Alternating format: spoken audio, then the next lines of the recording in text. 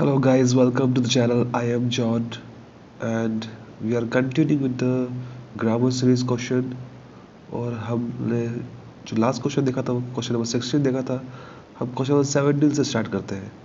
Question number 17 में लिखा हुआ है he is not rich, he is not happy. देखा जाता है सेंटेंस रो होना चाहिए क्योंकि अगर एक जगह नोट आ रहा था सेकंड सेंटेंस में हम लोग नोट नहीं लगाएंगे। नोट फिर भी चलो ठीक है, इसी से ही हम लोग काम चलाते हैं। मैंने कहा combine the sentence using yet. तो अगर येट से सेंटेंस को बनाना है तो कुछ नहीं करना है हमको, डायरेक्टली हमको सिर्फ फुल स्टॉप की जगह हम लोग येट लगा सकते हैं। He is not rich yet he is not happy. जो राइट आंसर होना चाहिए एक्चुअली यहाँ पर वो होना चाहिए he is not rich yet he is happy. इसका अपोजिट में आंसर होना चाहिए था। चलिए चलते हैं नेक्स्ट क्वेश्चन पे। India played well, India could not win the match. इस सेंटेंस को वो कंबाइन करना है यूजिंग दो। तो हम दो को आगे ला सकते हैं। Though India played well, India could not win the match. Question number 19 है हमारा unless you work hard you won't pass. हमको इफ का इस्तेमाल करना है in place of unless. If you work hard you will pass. तो यहाँ पे जो नेगेटिव सेंटेंस है उनको पॉजिटिव चेंज करना है हमको अगर हम इफ का इस्तेमाल कर रहे हैं। If you work hard you will pass. Question number 20 में दिया हुआ है work hard you will fail in the exam. इस सेंटेंस को हमको कंबाइन करना, ज्वाइन करना है और लगाकर।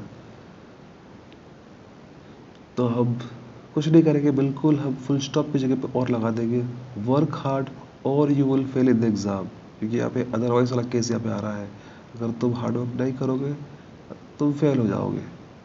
तो वर्क हार्ड और you will fail in the exam. Question number 21 है he did not go to school he was ill. इस सेंटेंस को ज्वाइन करना है बिकॉज लगाकर। तो वापस से हमको कुछ नहीं करना है, बस फुल स्टॉप की जगह पे। इसलिए ग्रामर कभी कभी हमारी इजी हो सकती है, स्पेशली एमपी बोर्ड वालों की। अगर आप समझ गए कि आपको करना क्या है, आप की गारंटी 1 मार्क्स इजीली आ जाएंगे। अब देखिए यहाँ पर हमको सिर्फ फुल स्टॉप की जगह बिकॉज लगाना है। He did not go to school because he was इल।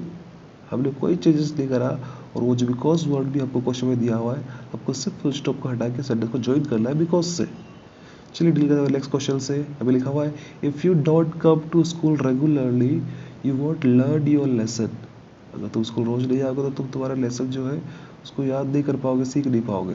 तो हमको इफ़ की जगह पे अनलेस लगाना है। तो आइए डील करते हैं। अनलेस यू, यहाँ पे लिखा हुआ है डोंट, तो हमको इसको करना पड़ेगा पॉजिटिव में, बिकॉज अनलेस अपने आप में ही एक नेगेटिव वर्ड है। तो हम अनलेस लगाएंगे तो यहाँ से डॉट को हटा देंगे। अनलेस यू डू कम ये भी चल जाएगा और अनलेस यू कम भी चल जाएगा।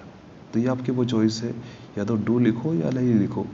तो हमारा जो राइट आंसर हो जाएगा वो हो जाएगा unless you come to school regularly you won't learn your lesson.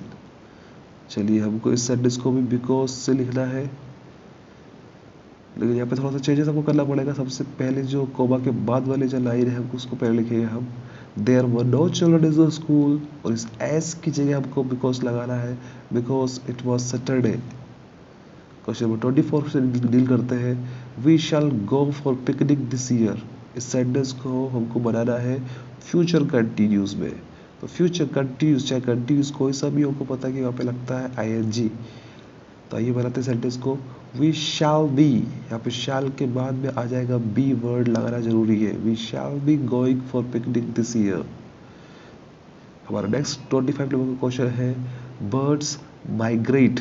Migrate का मतलब होता है एक स्थान से दूसरे स्थान जाना। बर्ड्स माइग्रेट इन विंटर, बस उनको ठंड लगती है तो इसलिए वो एक स्थान से दूसरे स्थान जाती है। हमको इस सेंटेंस को चेंज करना है पास्ट कंटिन्यूस में। तो पास्ट कंटिन्यूस के लिए हमारे पास में जो शब्द है वो क्या है, वाज एंड वर है। और जब कभी प्लूरल होगा तो हमको वर का इस्तेमाल करना पड़ेगा। तो यहाँ पे जो सेंटेंस हो जाएगा वो हो जाएगा birds were migrating in winter. Migrating ING continuous, इसलिए हमने आईएनजी लगाया। क्वेश्चन नंबर 26 है जिम विल टेक कॉफी। इसको हमको चेंज करना है प्रेजेंट परफेक्ट पे। प्रेजेंट परफेक्ट के लिए हमको दो शब्द याद होने की जरूरत है, और वो क्या है, हैव और हैज़। और जहाँ परफेक्ट आता है हमको वर्ब की थर्ड फॉर्म यूज़ करनी है। और हमारे पास यहाँ पे जो वर्ब है सेंटेंस में वो है टेक। सो टेक की थर्ड फॉर्म क्या हो जाएगी, take, took, taken, taken is the third form. तो सेंटेंस हमारा हो जाएगा Jim has taken coffee. Question number 27 हमारे पास में है, the boy is my cousin, the boy has won the race. इस सेंटेंस को ज्वाइन करना है रिलेटिव क्लॉज लगाकर, और यहाँ पे जो रिलेटिव क्लॉज होगा द बॉय, ये एक पर्सन है इसलिए हम हु का इस्तेमाल करेंगे। द बॉय हु इज, या फिर हम पहले बाद वाला सेंटेंस पहले लिख देंगे, the boy who has won the race is my cousin. तो वापस से बोल रहा हूँ मैं सेंटेंस को, जो राइट आंसर हमारा होगा द बॉय, उस फुल स्टॉप के बाद में भी द बॉय है तो हम एक ही बार द बॉय लिखेंगे, द बॉय। और जो रिलेटिव क्लॉज हमारे पास में है, यहाँ पे द बॉय एक पर्सन है, एक ह्यूमन बीइंग है, एक मानव है, मनुष्य है, इसलिए हम हु का इस्तेमाल कर रहे हैं। The boy who has won the race, तो फुल स्टॉप के बाद वाला सेंटेंस हमने पहले इस्तेमाल कर लिया, has won the race is my cousin. चलिए डील करते हैं क्वेश्चन नंबर 28 से, unless you work hard you will fail. इस सेंटेंस को हमको इफ से रिप्लेस करना है। If you work hard you will not fail. तो यहाँ मैंने कहा था अनलेस जो शब्द है वो अपने आप में एक नेगेटिव शब्द है, लेकिन और यहाँ पे नेगेटिव सेंटेंस डॉट का इस्तेमाल नहीं हुआ है, लेकिन आप इफ जब लगाओगे तो आपके सेंटेंस में डॉट आना चाहिए। सो अनलेस की जगह हमने इफ लगा दिया। इफ यहाँ पे दो तरीके से लिख सकते हैं, if you do not work hard you will fail, या फिर हो सकता है if you work hard you will not fail. अरे इसका अपन बहुत ही सिंप्लीफाई कर लेते हैं, तो सेंटेंस हमारा हो जाएगा if you do not work hard you will fail. चलिए क्वेश्चन नंबर 19 है हमारा, कंबाइन करना है सेंटेंस को हमको सो दैट से। और ये जो सेंटेंस को हमको जो कंबाइन करना है, दो तरीके के सेंटेंस कंबाइन करते हैं हम सो दैट से। एक तो टू और टू वाला होता है और एक वेरी वाला होता है, जहाँ पे फुल स्टॉप वही होता है। तो टू और टू में हमको कैन नॉट और कुड नॉट लगाना था, यहाँ पे हमको कुछ नहीं करना है, यहाँ पे ऑलरेडी हमको सब कुछ दिया हुआ है।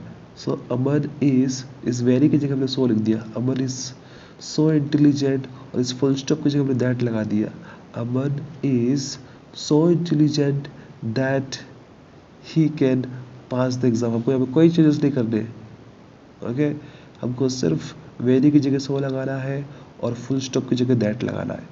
तो जब कभी भी आपको वेरी वाला क्वेश्चन दिखेगा जहाँ पे सो दैट से आपको चेंज करना है, तो आप कुछ भी मत कीजिएगा, सिर्फ वेरी की जगह सो और फुल स्टॉप की जगह दैट लगाना। Aman is so intelligent that he can pass this exam easily. चलिए हमारा लास्ट क्वेश्चन कर लेते हैं, हम लोग बाद में देखेंगे इस वीडियो में। So they are selling their house, हमको चेंज करना है प्रेजेंट परफेक्ट पे। सो प्रेजेंट परफेक्ट हैव और हैज़ हमारे पास वर्ब है, हेल्पिंग वर्ब, और वर्ब की थर्ड फॉर्म इस्तेमाल करते हैं तो सेल की थर्ड फॉर्म हो जाएगी सोल्ड। सो दे हैव, ये आंसर हो जाएगा हमारा they have sold their house. तो आज के लिए सिर्फ इतना ही। हमारे 50 क्वेश्चन की ये सीरीज है डू एज डायरेक्टेड की, हमने 30 क्वेश्चन कर लिए हैं, बाकी की जो नेक्स्ट 20 क्वेश्चन है हम लोग नेक्स्ट वीडियो में देखेंगे। आज के लिए सिर्फ इतना ही। Please like subscribe the channel. Have a wonderful day to you.